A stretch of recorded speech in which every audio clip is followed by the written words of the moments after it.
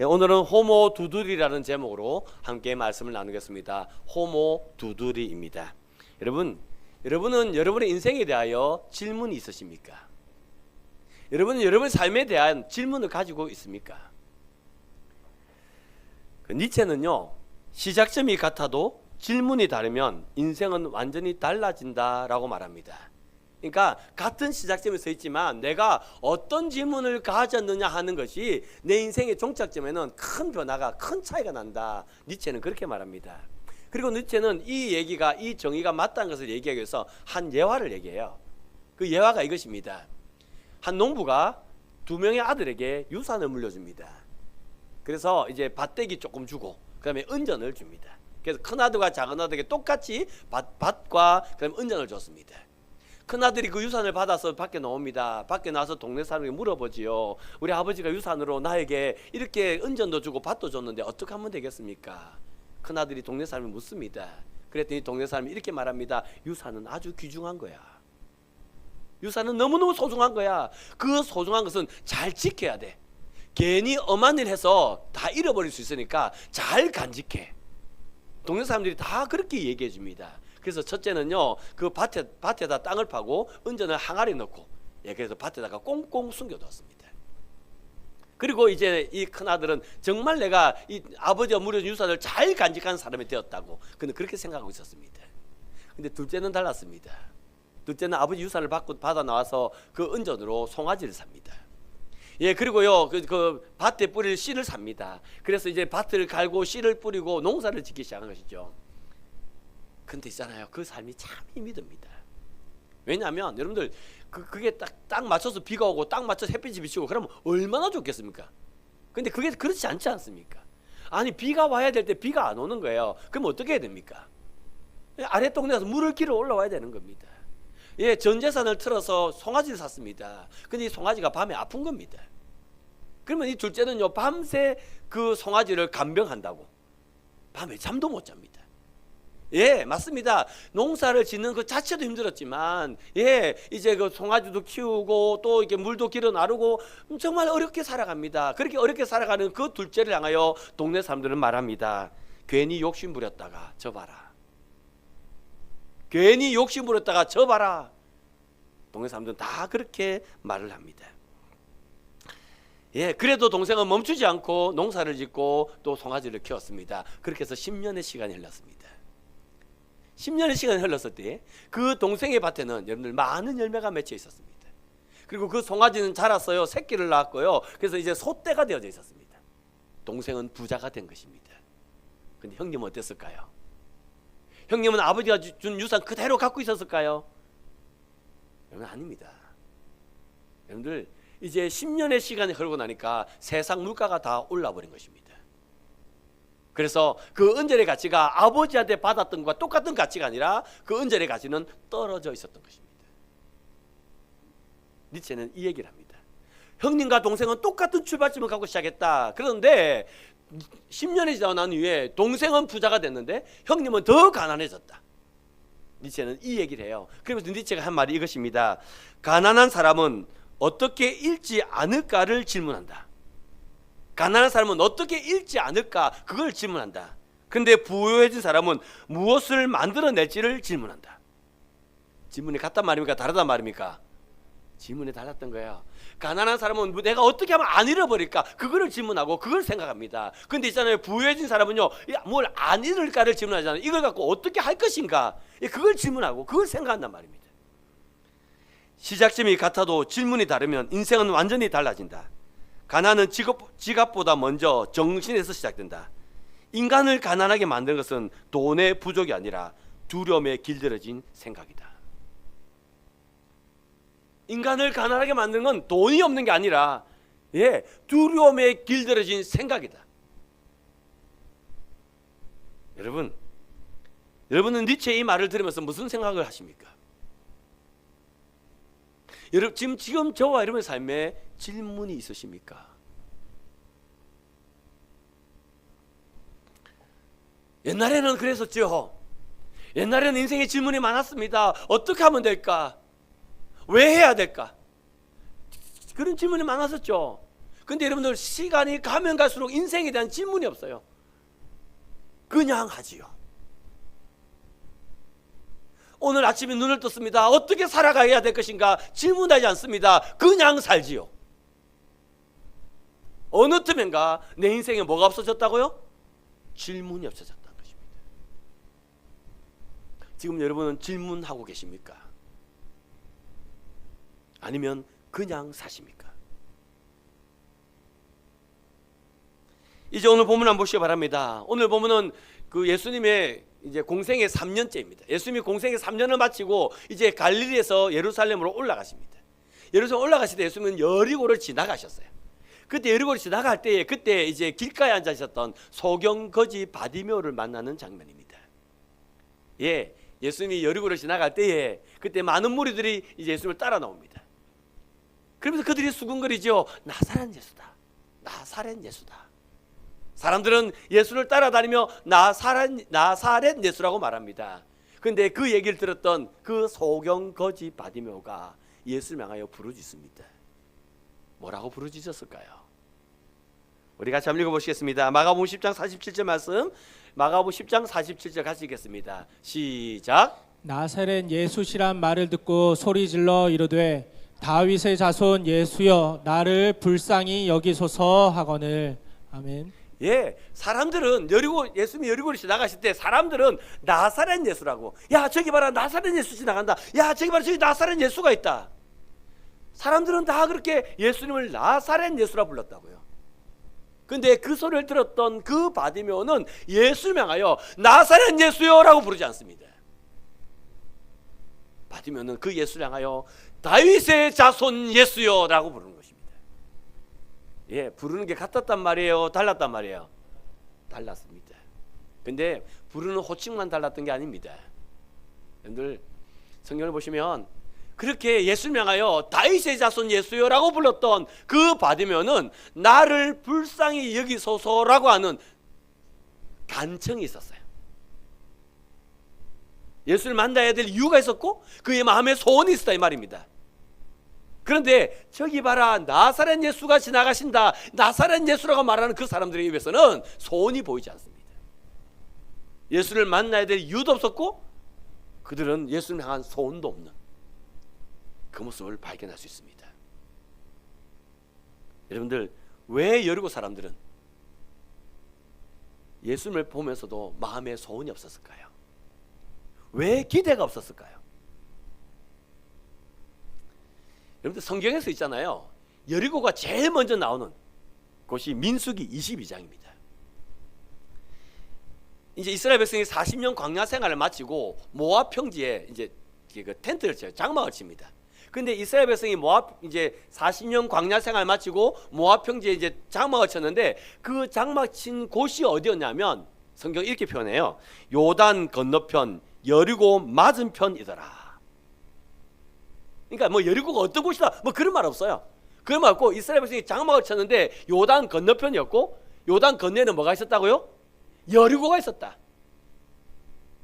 지금 여러분 이게 무슨 의미인지 아시겠습니까? 사실 민수기에는 이제 22장 이후에 이제 여리고라는 단어가 몇 번 더 나옵니다. 몇 번 더 나오는 데 있잖아요. 여리고가 어떤 성읍이었더라 그런 말은 나오지 않아요. 누가 여기서 말을 했는데 그 장소가 어디였냐면 여리고 맞은편이었더라. 이스라엘 텐트를 쳤는데 그게 어디였냐면 여리고 맞은편이었더라.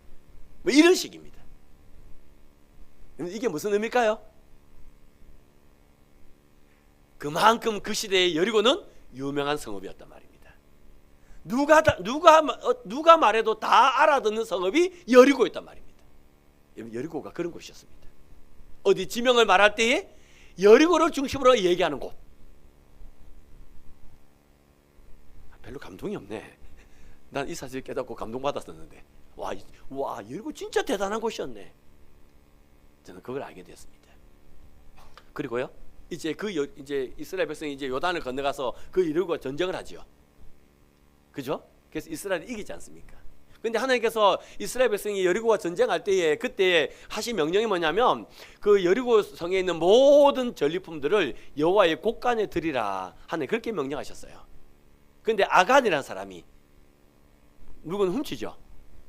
그 훔쳤던 그 물품이 시날산 아름다운 외투 한 벌, 그 다음에 은 200세겔, 그 다음에 50세겔 되는 금덩어리였습니다.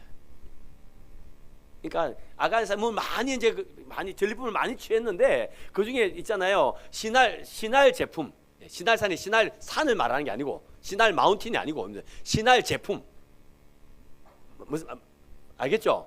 예, 신할 제품의 외투 한 벌, 그 다음에 은 200세겔, 금 50세겔 덩어리가 아니고 덩어리.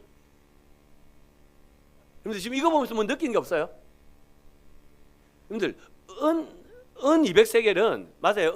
그 당시 화폐니까요. 이 집에서도 갖고 오고 저 집에서 갖고 올 수 있는 거죠. 그렇잖아요. 그런데 여러분들 금 50세겔 덩어리는요. 이 집에서 갖고 오고 저 집에 갖고 온 걸 아간이 뭉쳤을까요? 한 집에 있는 걸 갖고 왔단 말일까요? 여러분들 금 50세겔이 얼마쯤 되는 거냐면 있잖아요. 우리나라 그 금으로 환산하면 153.33333돈입니다. 금 153돈. 여러분 그러면 시가 얼마쯤 돼요? 100만 원?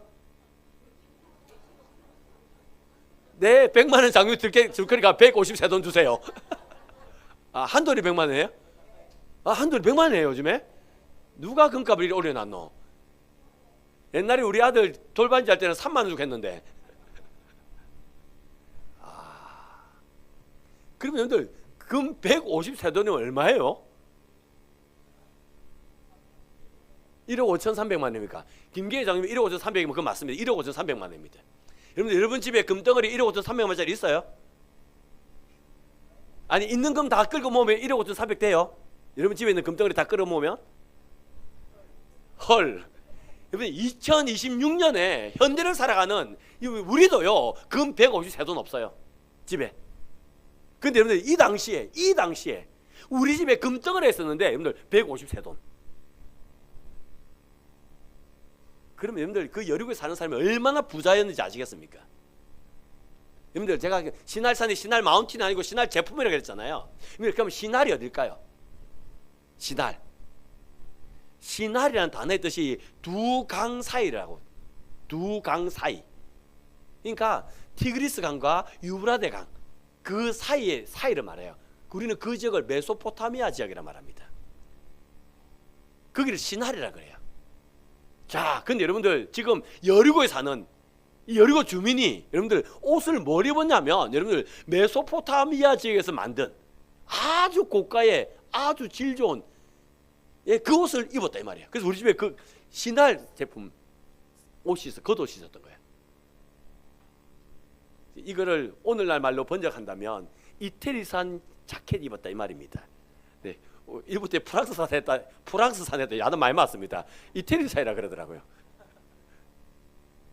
이태리산 여러분들.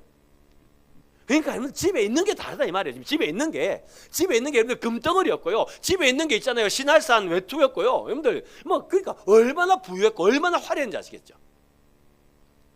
여기가 여리고입니다. 그 여리고는요 그 시대만 그랬던 거 아닙니다. 예수님 당대도 그랬습니다. 그 여리고는 무역의 중심지였고요. 그 여리고는요 굉장히 부유했습니다. 그 여리고를 예수님 지나가신 거예요. 사람들이 그 예수를 보면서 야 저기 봐라 나사렛 예수다. 나사렛에서 무슨 선한 것이 날 수 있겠느냐. 혹시 그 말씀 기억하십니까? 조롱이죠. 내가 돈이 있습니다. 내가 힘이 있습니다. 내가 다 할 수 있습니다. 그런 사람이 예수님 앞에 뭘 구할 게 있겠습니까? 예수님이 구할 게 없는 거예요. 그러니까 그들은요 나사렛 예수가 지나가신다고. 그럼 나사렛 무슨 선하게 날 수 있느냐. 그런 조롱 섞인 말들을 하고 있었던 것입니다. 그런데 있잖아요 놀라운 것은 바디메오입니다. 여기서도 저기서도 나사렛 예수라고 막 그 말이 지금 막 웅성웅성거리고 들려옵니다. 그 말을 들었던 바디메오는 그 예수를 향하여 나사렛 예수여라고 부르지 않아요. 그는 다윗의 자손 예수여라고 부릅니다. 무슨 말입니까? 우리 하나님의 아들은 유대인의 왕으로 오신다 그랬어요. 다윗 왕가에서 오신다 그랬어요. 이분이 바로 메시아란 말입니다. 여러분들 어떻게 바디메오는 예수를 다윗의 자손 예수라고 부를 수 있었겠습니까? 어떻게 그 여리고 사람들은 다 예수님만 기대가 없고 소원이 없는데 바디메오는 기대를 가질 수 있었겠습니까? 설교를 준비하면서 무리와 제자의 차이가 뭘까? 그 질문을 한번 해봤습니다. 무리와 제자의 차이. 여러분들 그래서 제가 뭐 이런 거는 이런 간단한 질문을 여러분들 요즘에 인터넷에 물어보면요 진짜 많은 답들이 나옵니다.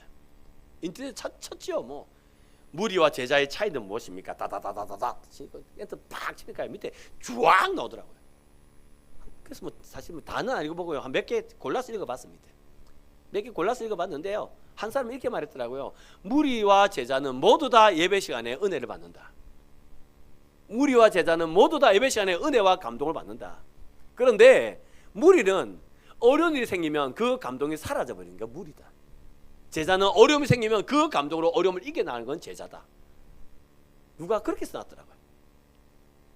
그러니까 지금 이 자리에서 은혜 받냐 안 받느냐 중요하죠. 여러분들. 중요한데 이 은혜 받은 걸 가지고 환난과 역경을 이겨나가십니까? 그 사람은 제자입니다. 근데 은혜 받았는데 그 은혜가 환난 앞에서 그냥 샥 안개같이 샥 사라집니까? 무리입니다. 뭐 어떤 사람 그렇게 얘기해놨더라고요. 또 어떤 사람은 그렇게 얘기했던데요. 그 무리는 그냥 구경꾼이다. 예배 어떻게 드리노? 뭐 기적이 어떻게 일어나노? 무리는 구경꾼이다. 그런데 제자는 구경꾼이 아니라 그 일어나는 역사를 통하여서 점점점 신앙이 자라가는 사람은 제자이다. 구경하느냐? 그걸 통해 내 신앙이 자라나느냐? 이게 무리와 제자의 차이라는 것입니다. 뭐 이런 식의 뭐 설명들이 많이 있더라고요. 그래서 제가 물었죠. 그러면 범씨가 니는 무리와 제자의 그 정의를 어떻게 내릴 수 있냐? 여러분들 한번 나한테 물어봐 주이소. 니는 하지 말고 목사님은 이래 하세요. 또 뭐 니는 또 그럴 딱 얼굴에 니는 할 그런 딱 입술이 지금 되고 있는데 지금 니는이 아니고 목사님은 무리와 제자를 어떻게 구분하십니까? 한번 물어봐 주이소.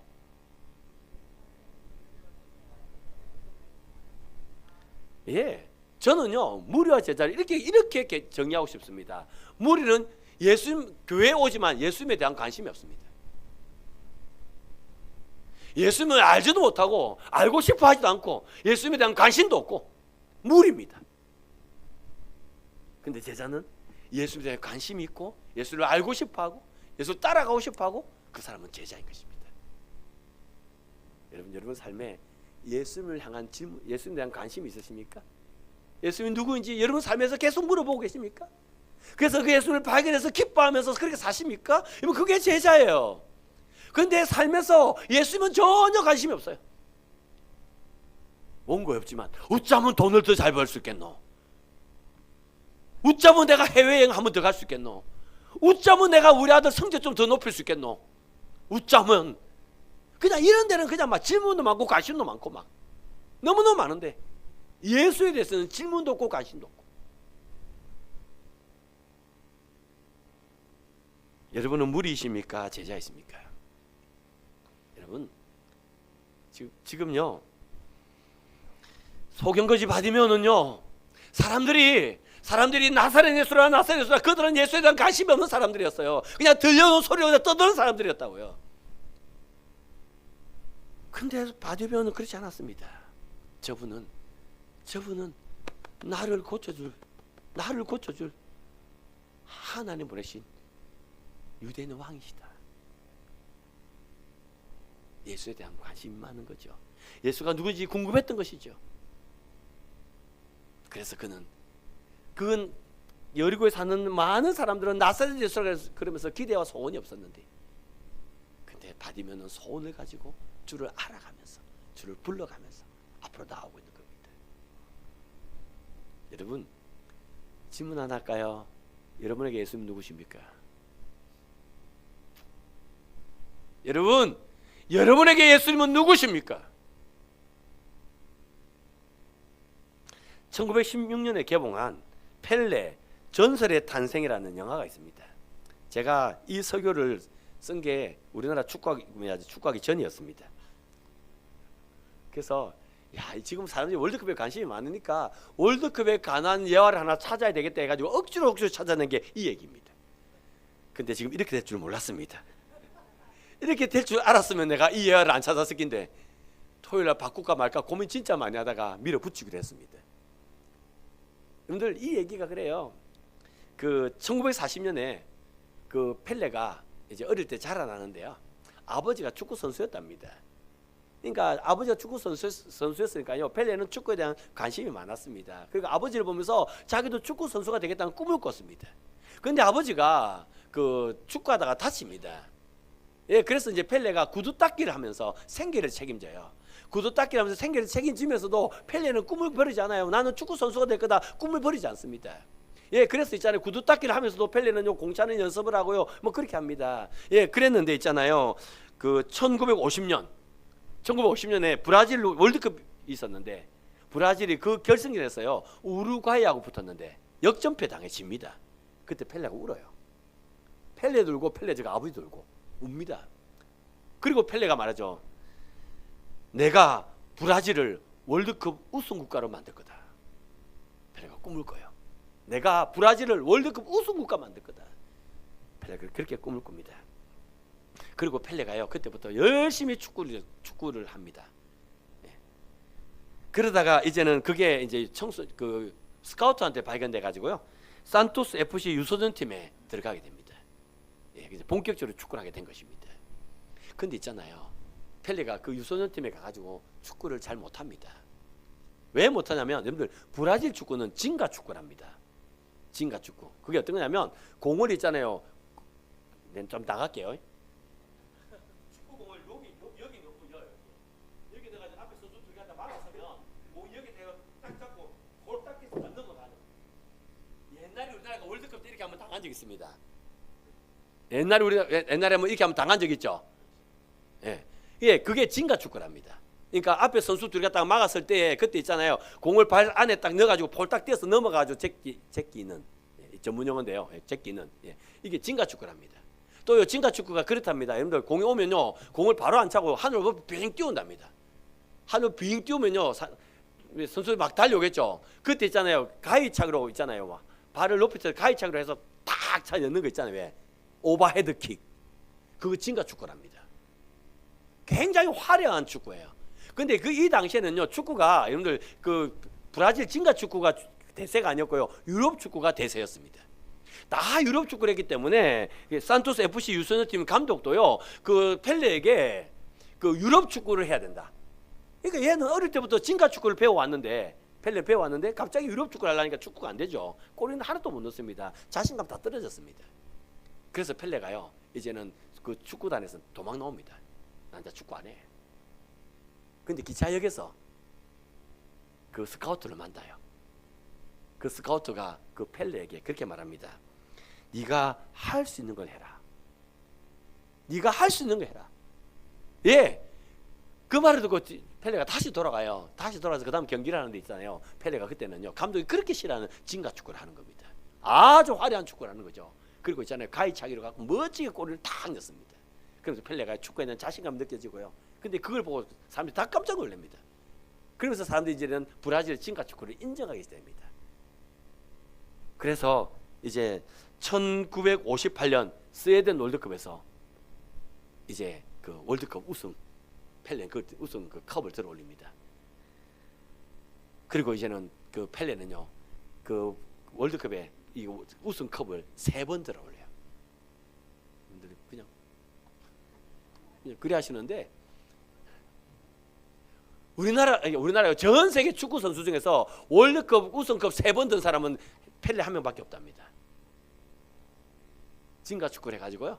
그래서 월드컵에 그 3번 딱 유일한 사람 한 명 펠레입니다. 3번 월드컵 우승 그 컵을 들어 올렸답니다. 여러분들 지금 제가 왜 이 얘기하는지 아시겠습니까? 여러분들 사람들은요 나하고 다르면 인정을 안 합니다. 사람들은 나하고 다르면 인정을 안 한다고요. 못하게 합니다. 오늘 보면 바디모도 그렇지 않습니까? 사람들은 다 나사렛 예수를 말합니다. 그때 바디모는 나사렛 예수라 말하지 않아요. 다윗의 자손 예수라고 말합니다. 사람과 같았습니까? 달랐습니까? 사람들과 같았으면 사람들이 바디모를 품어줬을 거예요. 근데 사람들이 나는 나사렛 예수라 말하는데 저희가 나와 다르게 말하네. 그래서 그 다음 성경구절 어떤 줄 아십니까? 그 다음 성경구절 어떻게 나오는지 아십니까? 우리 48절도 읽어봅시다.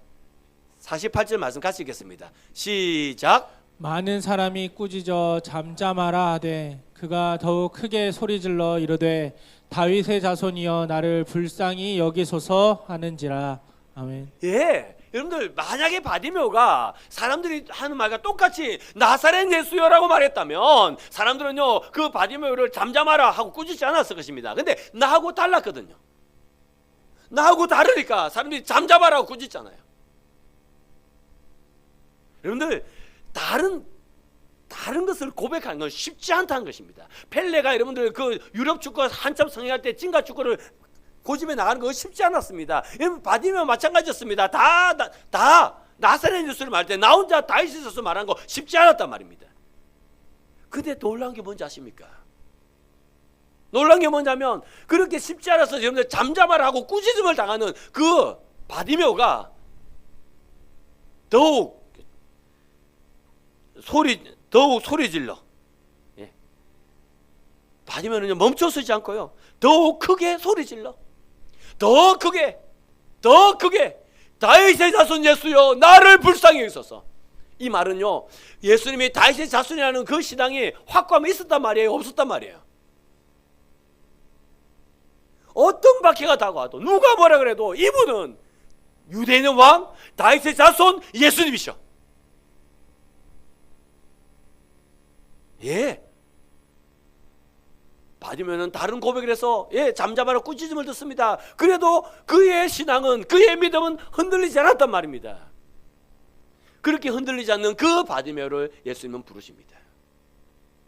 그리고 예수님께서는 내게 무엇을 해주기를 원하느냐 하고 물으세요. 우리 51절인데요 우리 51절도 같이 읽겠습니다. 마가복음 10장 51절도 같이 읽겠습니다. 51절입니다. 예, 같이 읽습니다. 시작. 예수께서 말씀하여 이르시되 내게 무엇을 하여 주기를 원하느냐. 맹인이 이르되 선생님이여 보기를 원하나이다. 아멘. 여러분 바디메오 인생에서 가장 많이 했던 말이 뭘까요?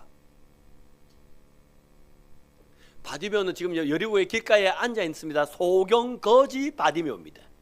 앞을 보지 못합니다. 예, 그래서 이제 길가에 앉아 있습니다. 그러면 여기서 사람들이 지나가는 소리가 들립니다. 그때 바디메오가 했던 말이 뭐겠습니까? 빵 좀 주세요. 한 푼 주세요. 이거 아닐까요? 바디메오가 지나가는 사람들에게 가장 많이 했던 말, 그가 세상에 가장 많이 외쳤던 말은 한 푼 주세요. 빵 좀 주세요. 배고픕니다. 그 얘기였습니다. 그러면 이제 예수께서 내가 네게 무엇을 해줄까 물었습니다. 그럼 뭐 구해야 됩니까? 평생 내가 구해왔던 게 있잖아요. 평생 내가 구해왔던 것, 이쁘라처럼 말했던 거, 그냥 사람 인기장만 따라락 나도 한 푼 주입소. 그래 안 했을까요? 여러분 1부 때 내가 이 얘기하니까 사람들이 목사님 못됐다 그런 표정을 지으시는데요. 예, 1부 때 했던 거 한 번 더 해볼게요. 여러분들 지금 바디메오가요 확고한 신앙을 가지고 다윗의 자손 예수라 불렀습니다. 그랬더니 사람들이요 나를요 잠잠하라고 꾸짖습니다. 나를 무시합니다. 그 사람들이 지금 옆에 쫙 있습니다.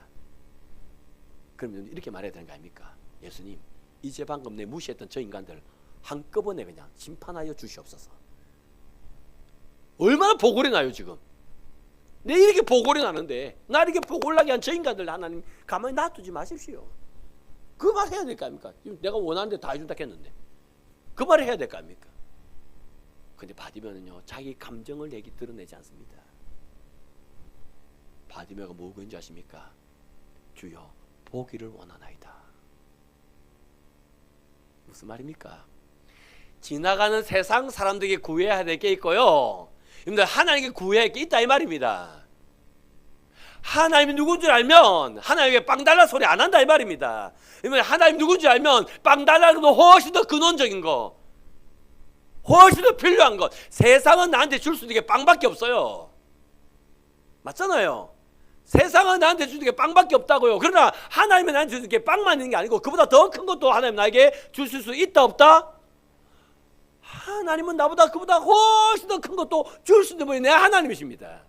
그런데 여러분들 하나님 누군지 모르니까 하나님 앞에 나와서 늘 구하는 게 빵입니다. 늘 구하기 빵이에요. 세상 사람도 줄 수도 없고 그거 하나님께 달라고 구하고 앉아있는 겁니다. 그건 하나님 몰라서 그런 겁니다. 하나님 몰라서 그래요. 하나님을 알면 하나님께만 구할 수 있는 요구가 있다 이 말입니다. 하나님께만 구할 수 있는 요구. 내 죄를 용서하여 주옵소서. 세상은 그거 할 수 없잖아요.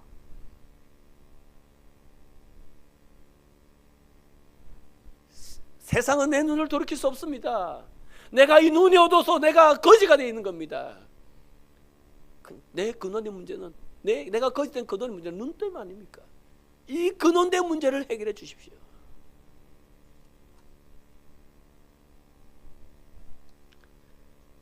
그런 바디메오에게 우리 주님께서 말씀하십니다. 네 믿음이 너를 구원하였느니라.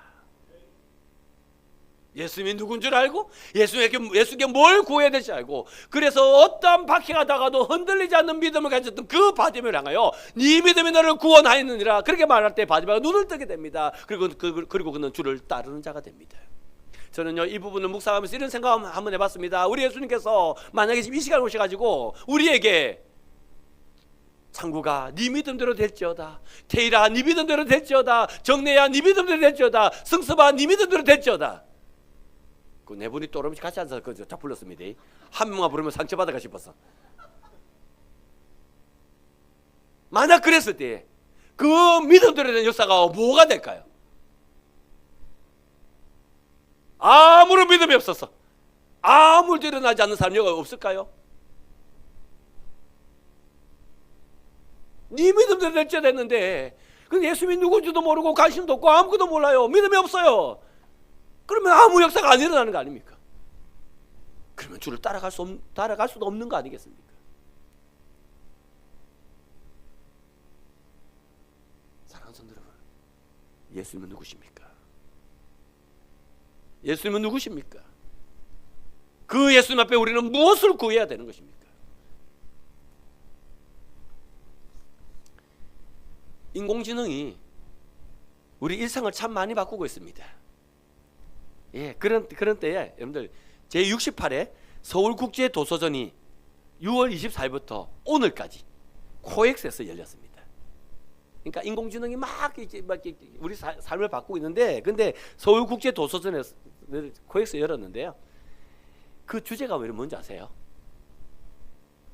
그 주제가 호모 두드리입니다.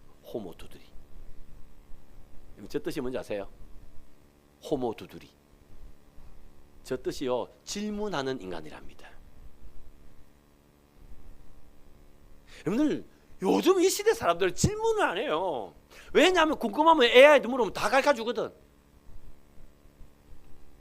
그래서 여러분들 가벼운 질문, 그냥 가벼운 질문들 있잖아요. AI한테 물으면 다 가르쳐줍니다. 그러나 근원적인 질문은 AI가 답을 잘 못합니다. 우왕좌왕합니다. 그런데 요즘 사람들이 그러니까 근원적인 질문, 궁극적인 질문 이런 질문을 안 한다 이 말입니다. 그래서 우리가 인간은 질문하는 존재다. 근데 가만히 제가 생각 한번 해보세요. 여러분 개가 질문한 거 봤습니까? 개 보고 여러분들 언니 오빠라 하시는 분들, 오빠 여기 있다 하고 하시는 분들, 왜 그런 분 많은데 왜? 내가 우리 아파트에서 어떤 분이 그 강아지를 이렇게 데리고 탔더라고요. 그래서 제가 근데 강아지가 아프더라고요. 그래서 제가 그랬어요. 애기가 팔이 아프네. 제가 그랬어요. 얼마나 좋아하는지. 내가 개가 팔이 아프면 큰일 날 뻔했었습니다. 강아지 이렇게 붕대를 감았길래 애기가 팔이 아프네. 어쩌다 애기가 다쳤노 이랬더니 막 주인이 좋아가지고 막. 요즘은요 개를 개라 부르면 큰일 납니다 여러분들. 애기라 불러야지. 시대가 그렇습니다. 그래서 개 보고 뭐 오빠 개사고 막 언니 개사고 막 엄마 개사고 하시는 분들, 여러분들 그 개가 질문하는 거 봤습니까? 사람과 짐승의 차이는 뭔지 아십니까? 질문입니다. 호모 두드리, 사람의 특징은 질문한다는 것입니다. 그럼 여러분들 그리스도인과 넌 크리스찬의 차이가 뭐겠습니까? 그 질문한 인간이 예수님이 누구신가 질문하면 크리스찬입니다. 그러나 예수님에 대해 관심이 없습니다. 예수님에 대하여 전혀 질문할 게 없습니다. 넌 크리스찬입니다.